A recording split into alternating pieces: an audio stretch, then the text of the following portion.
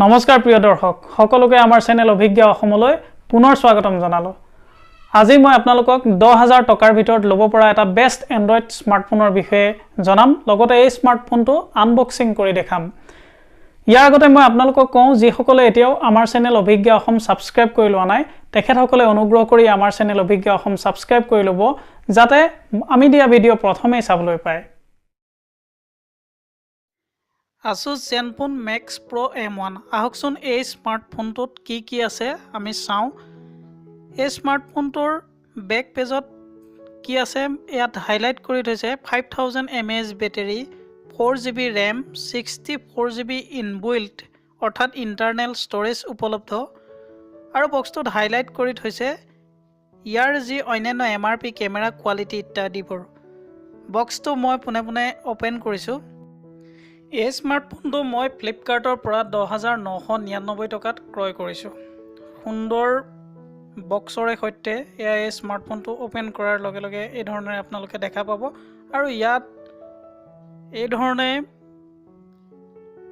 Asus Zenfone Max Pro M1 স্মাৰ্টফোনটো দেখা পোৱা গৈছে, আৰু ইয়াত অন্যান্য ঘৰত দেখা পোৱা গৈছে এটা সুন্দৰ প্লাষ্টিকৰ এটা বেক কভাৰ দেখা পোৱা গৈছে। এইটো সুন্দৰ প্লাষ্টিক বেক কভাৰ লগত দিছে।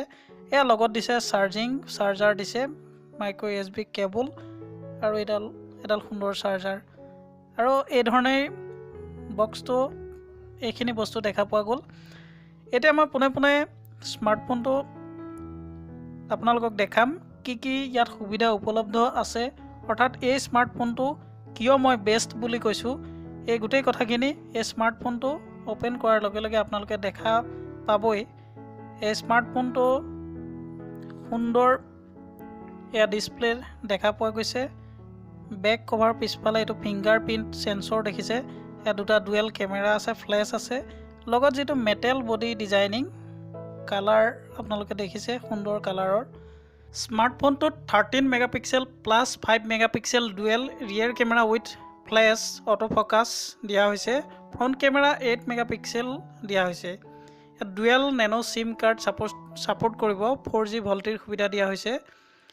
ইয়াৰ যিটো ডিছপ্লে চাইজ 5.99 ইঞ্চৰ 1080x2160 পিক্সেলৰ সৈতে, আৰু এক এছপেক্ট ৰেচিঅ' আছে 18:9। মেমৰি কাৰ্ড স্লটো দিয়া হৈছে। স্মাৰ্টফোনটো অন কৰি মই পোনে ছেটিংছত ক্লিক কৰিছোঁ। ছেটিংছত ক্লিক কৰি মই এবাউট ফোনত যাম। ইয়াৰ ছিষ্টেমত ক্লিক কৰিব। ক্লিক কৰাৰ লগে লগে এই ধৰণে এবাউট ফোনত আপোনালোকে দেখা পাব। ইয়াত যিটো এণ্ড্ৰইড ভাৰ্চন 8.1.0 এণ্ড্ৰইড ভাৰ্চন দেখা পোৱা গৈছে। চিকিউৰিটি পাটছ লেভেল দেখিছে, May 1, 2018 দেখিছে। ইয়াৰ যিটো মডেল, সেয়া মডেলো ইয়াত আপোনালোকে দেখা পাব। সকলোতকৈ ডাঙৰ কথা, ইয়াৰ যিটো CPU সেয়া 1.8 GHz অক্টা-কোৰ কোৱালকম 636 স্নেপড্ৰেগন প্ৰচেছৰ দিয়া হৈছে, আৰু GPU Adreno 509 দিয়া হৈছে। বেটেৰী ইতিমধ্যে কৈছোঁৱেই 5000 mAh বেটেৰী দিয়া হৈছে, আৰু ফেচ আনলকৰো সুবিধা ইয়াত পাব। ডিছপ্লেৰ ক্ষেত্ৰত কালাৰ IPS স্ক্ৰীন দিয়া হৈছে 2.5D গ্লাছ 5.5 ইঞ্চ কম্পেক্ট চাইজৰ লগত। ইয়াত আপোনালোকে 4K ভিডিঅ' ৰেকৰ্ডিং কৰিব পাৰিব। এই কথাত আপুনি যদি 10,000 টকাৰ ভিতৰত এটা সুন্দৰ, সকলোফালে সুন্দৰ উপযোগী এটা স্মাৰ্টফোন ল'ব বিচাৰে, তেতিয়াহ'লে আপুনি নিঃসন্দেহে Asus Zenfone Max Pro M1 4GB ৰেমৰ যিটো ভেৰিয়েণ্ট, সেই হেণ্ডছেটটো আপোনালোকে ল'ব পাৰে। মই যিটো আপোনালোকক দেখাইছোঁ, এই হেণ্ডছেটটোৰ সকলোফালেই ভাল। ইয়াৰ ৰেম 4GB মই কৈছোঁৱেই, ৰেমৰ ক্ষেত্ৰতে হওক, প্ৰচেছৰ 636 স্নেপড্ৰেগন প্ৰচেছৰ।